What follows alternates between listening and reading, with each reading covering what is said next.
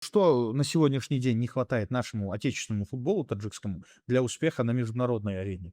Я думаю, что не хватает того, что как бы за нами агенты как бы мало следят, можно сказать. Мгм. Вот здесь Wisecout, Insta, где вот эти программы, где по всему миру они работают, все лиги мира как бы следят, все команды мира как бы за лигами следят, но наша лига не выходит в этих сайтах, можно сказать, они не могут за нами следить.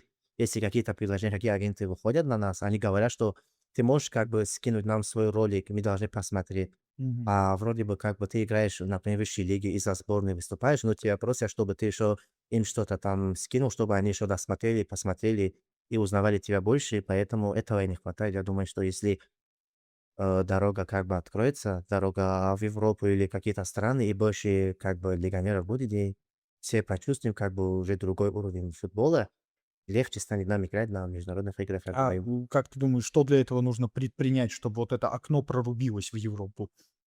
Ну, кто-то Кто-то должен, да, да, что-то кто-то сделать? должен открыть эту дорожку. Как Фусанов нужно блеснуть, короче, да? Да. Какой-то Ну, у вот. них и без Хусанова давно была открыта дорога, потому что Шомроду, вон, все, я играл до Хусанова, и много игроков было, которые в РПЛ выступали, а у нас в РПЛ раньше выступали, а сейчас только Рустам Ятемов, и все,